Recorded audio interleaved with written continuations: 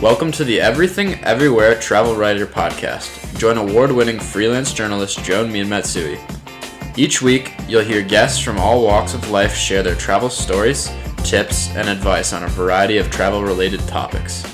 Thanks for spending time with us today, and now it's time to dive into our interview. I have got a very exciting guest, and we are kicking off the first day of International Dinosaur Day. Is that correct? Yes, that's right.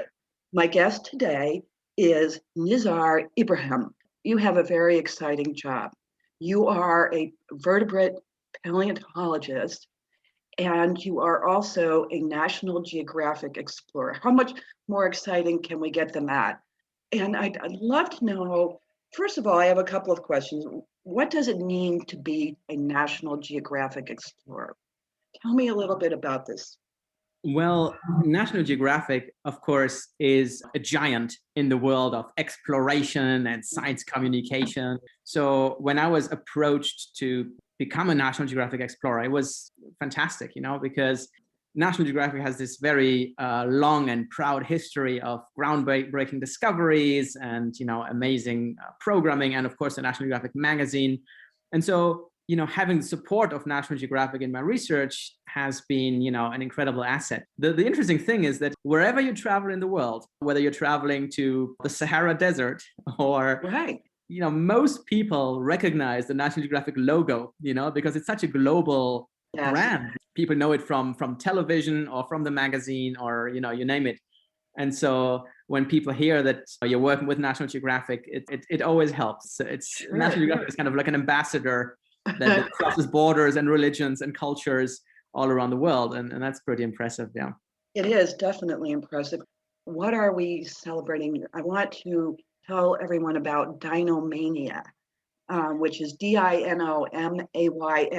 Is that correct? Well, that's correct. Tell me about that, because this is what you are working on in addition to your research.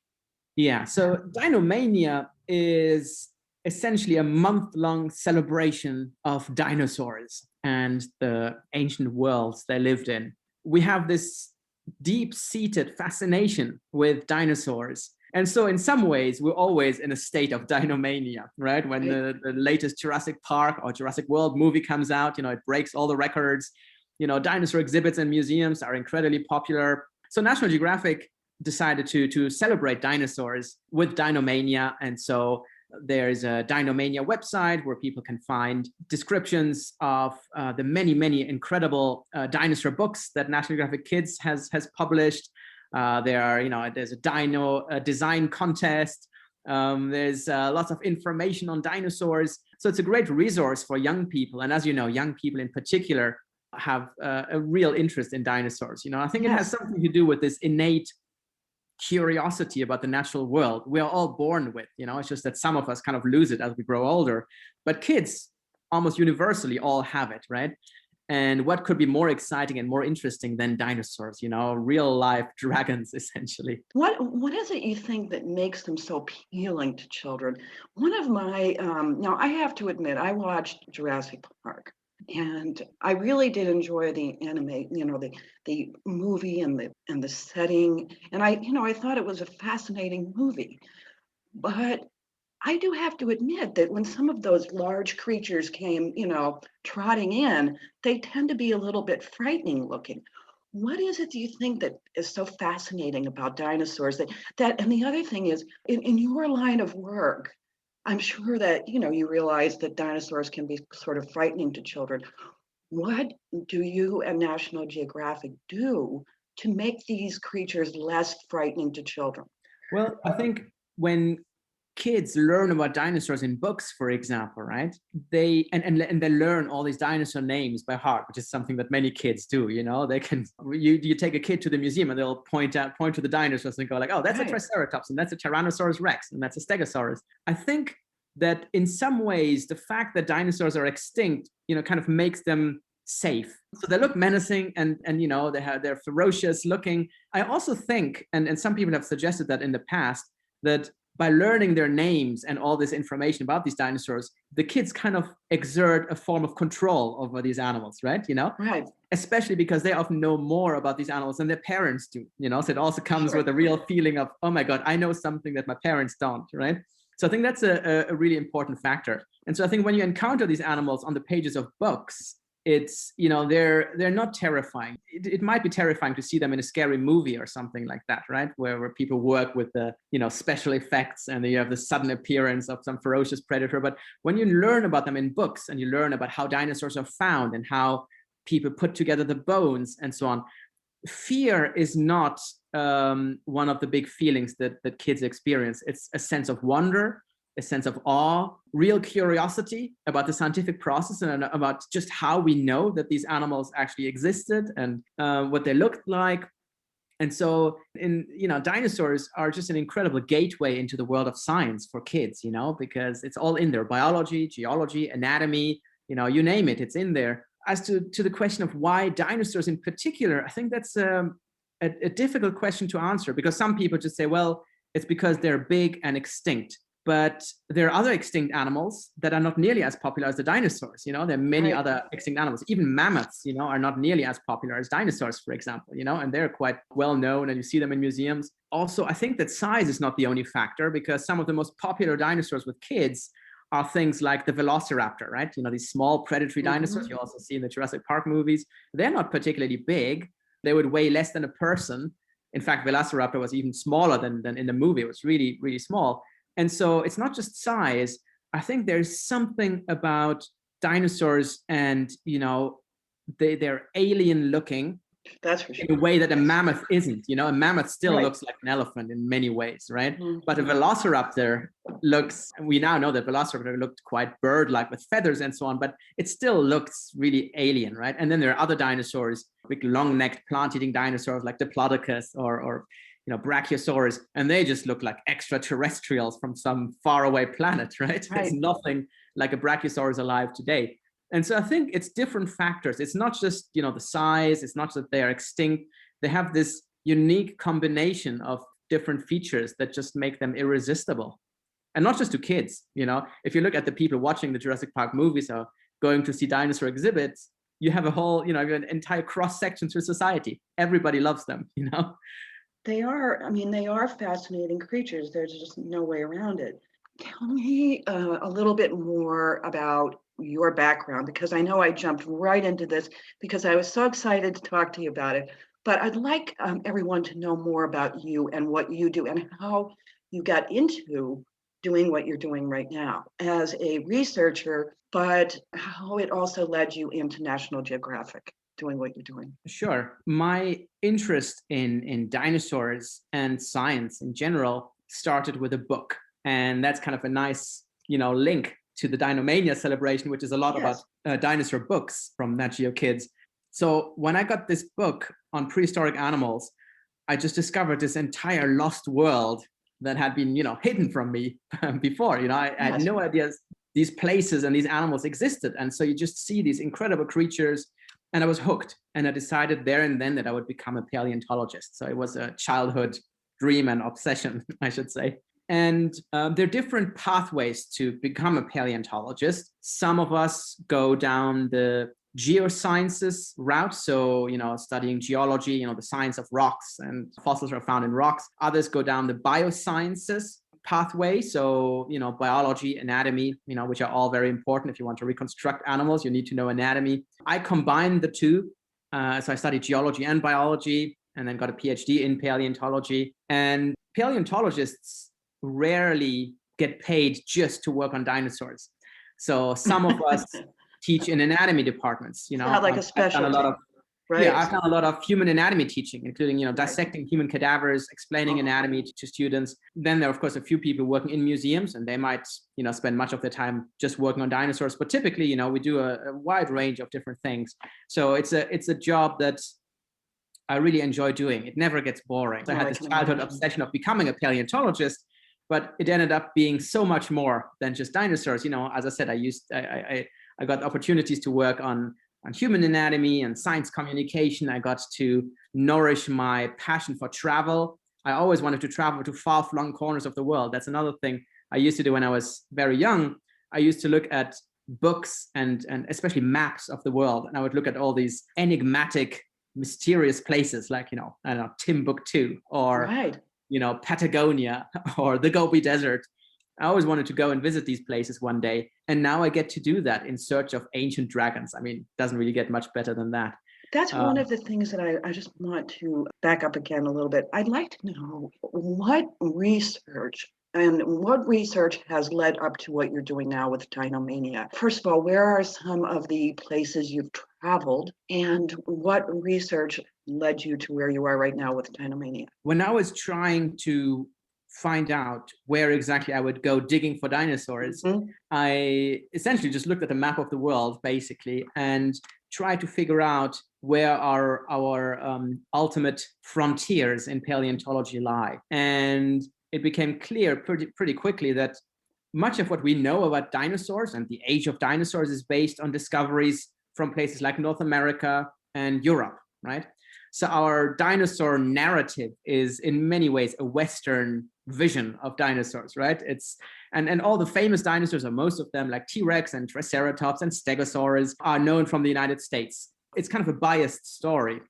We now have more contributions from places like China and Argentina, but one part of our planet is severely lagging behind: Africa. There are not many dinosaur discoveries known from Africa. There are not many museums in Africa. There are not many scientific collections. And so Africa is lagging behind on many different levels, not just in terms of numbers of discoveries, but also in terms of, numbers of researchers and research institutes. And so I decided to go to Africa to uncover Africa's dinosaur story. Why, excuse me 1 minute, why is Africa so far behind? What are a few of the reasons? There are a couple of reasons. Many of the African localities where you can find dinosaurs are, very remote. Okay. It's logistically very difficult. Right. I work in the Sahara Desert, and you can just imagine what it's like to put together an expedition to the Sahara. It's not like going dinosaur hunting in Wyoming or Montana. Sure. And so, logistically, it's just very difficult, in some parts of the continent, at least. Another reason is that, yes, in some areas, there's, political instability. It might be difficult to go dinosaur hunting in some parts of the continent because of conflicts and what have you. And even in some parts of the Sahara, we sometimes need an armed military escort for our own protection. And it's quite adventurous going dinosaur hunting there. But, and of course, if you're in the middle of the Sahara and you get, whatever, bitten by a venomous snake or something, good luck finding a place that actually uses anti-venom. So it's more challenging, but also a lot of the scientific infrastructure isn't there. So what we're trying to do is not just discover new African dinosaurs, we're also doing a lot of capacity building in Africa. So I work very closely with African scientists, with training African students. They are the future guardians of the continent's ancient heritage. All of my discoveries are actually housed in an African collection in Northern Africa. So we're also building up research collections there because it's really their ancient heritage, right? There's no, we don't live in colonial times anymore where you just go somewhere and take things out of the country. And so, so for all those reasons, Africa has always had a special place in my heart when it comes to my research, because you're changing so much. You're changing the scientific story by unearthing really unique dinosaurs like our giant sail-backed crocodile-snouted Spinosaurus, which is one of the predatory dinosaurs we found in Africa. But you're also changing the scientific and cultural landscape in Africa, by establishing research collections and working on exhibit plans and museum plans and what have you. So I think that's part of the reason that National Geographic approached me, because I was doing this work in paleontology's forgotten continent, essentially, and we're discovering all these incredible creatures. When I first set out to explore the Sahara, some people, including paleontologists, basically told me, don't bother, you're probably not going to find anything, it's really hard to find fossils there. Yeah. And when we arrived, and I was very young, I was in my mid-20s, I was, I think probably the youngest person to lead an expedition to the Sahara.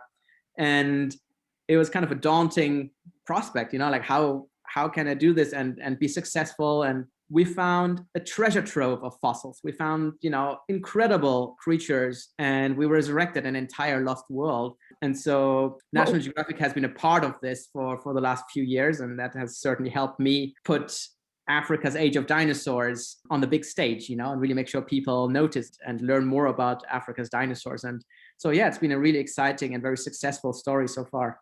I imagine that must have been beyond words exciting when you discovered all of these fossils in Africa. Just briefly, what was that like?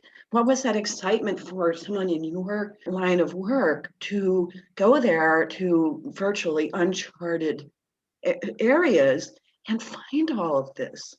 Well, it's very exciting because I mentioned early on, if you go to Wyoming or Montana, you more or less know Yes. what you're likely Right. going to find. And you can find incredible dinosaurs there. And if you're very, very lucky, you might find a new species of dinosaurs. But in most cases, you'll find, the usual suspects, your stegosaurs or T-Rex or whatever. But out there, you really don't know what you're going to find, and chances are that, whatever you are going to find is something completely new and really exciting. The actual moment of discovery is magical because, you're unearthing something that no other person has ever seen. I should also add that many of my team members are, young scientists. And so all super excited, super passionate. And, it wasn't always easy. As I said, there are many, many challenges that you have to overcome if you want to work in these pretty inhospitable places.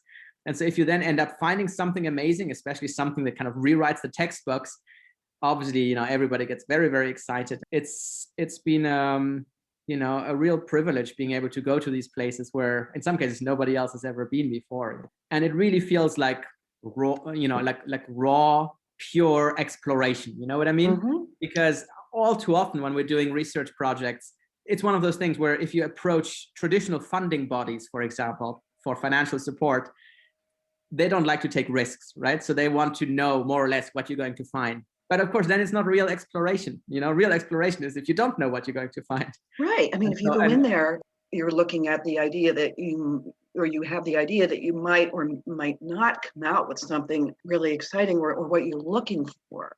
Yeah. So, And National Geographic, of course, has a great track record when it comes to funding expeditions and projects into the unknown, right?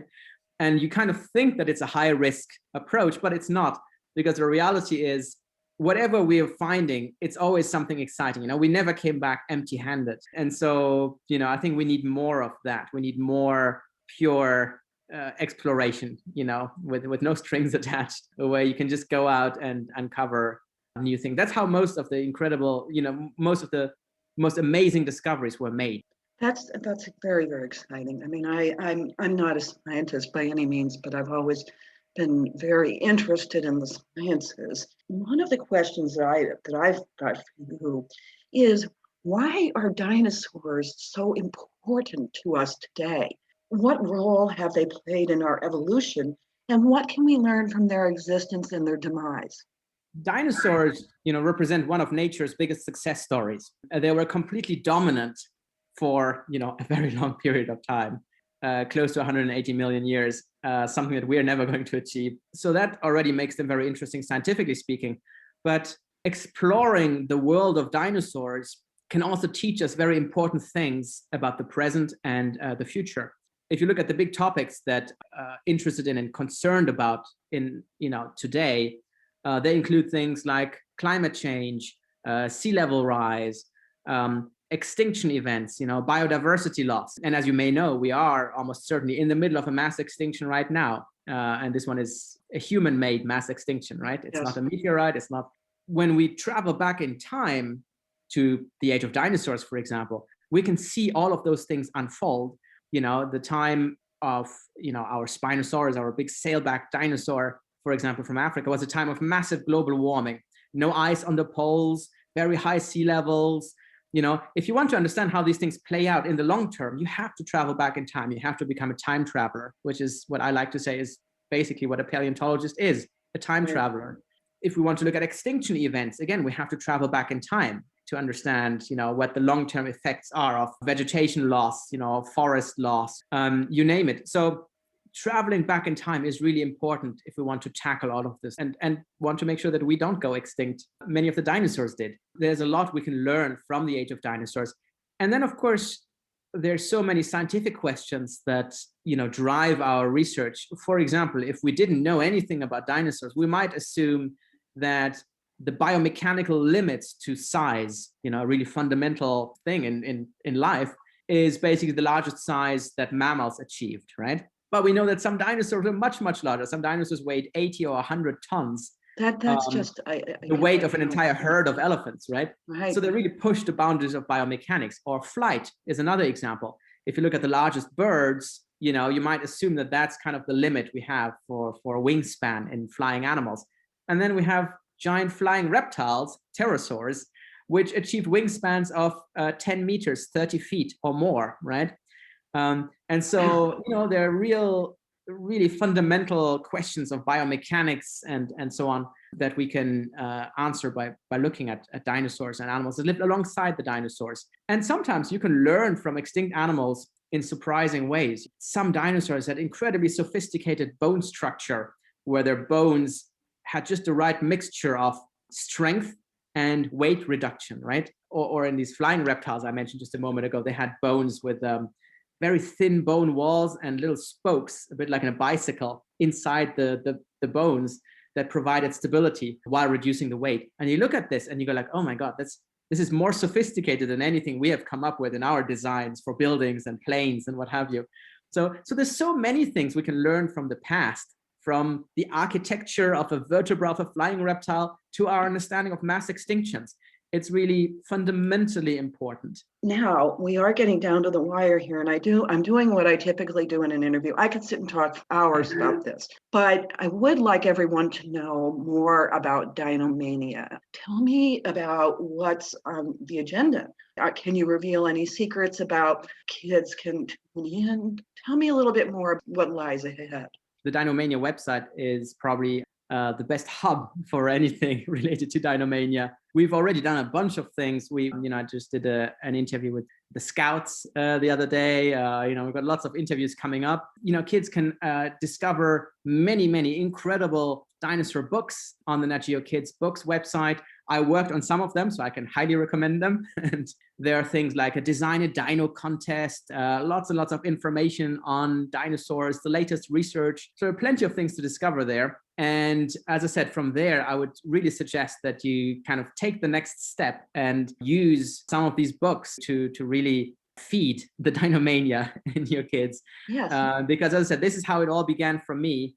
It's fundamentally all about, it really started with books, and some of these books are absolutely wonderful. I think this is really the best starting point. And who knows, I'm sure there are many budding paleontologists out there, maybe some of them listening now. That's really what we want to achieve with Dinomania, not just celebrating these animals, but also showing people, especially young people, what paleontologists do and how you become a paleontologist. And most importantly, that there's still a lot to uncover. We've just scratched the surface. Also give us the website address where the kids and their parents can go. It's Dinomania under Nat Geo Kids, Nat Geo Kids /Dinomania. And there's also a YouTube video that kind of highlights exactly where you have to go. If you go on YouTube and you just put Nat Geo Dinomania, there's a video that takes you through the entire Dinomania outline. And you can find out where to go on the website, what information you can find there. What is your next project, or is this ongoing, or what will you be doing? Well, many more discoveries on the horizon. We've got some really exciting discoveries in the pipeline. I can't reveal what they are, but they are going to blow your mind. Absolutely amazing discoveries from Africa, for the most part, as well as a really exciting exhibit project I'm working on. So stay tuned. All right. Thank you. It has been an absolute pleasure having you here this morning. And I do wish we had another hour that we could sit and talk about this, about your work and about NAT GEO. But I know you've got other interviews, and I really do appreciate having you here today. Thank you. Thank you. Thanks for having me. Please visit JoanMatsuiTravelWriter.com, where you can subscribe to the show so you'll never miss an episode. While you're there, check out the travel writing courses, membership support platform, and private coaching services to help you learn travel writing. If you found value in this show, we would appreciate a rating on iTunes, and don't forget to tell a friend. This show is produced and edited at Keystone College by Ryan Evans. A full transcript of this podcast will be available on our website.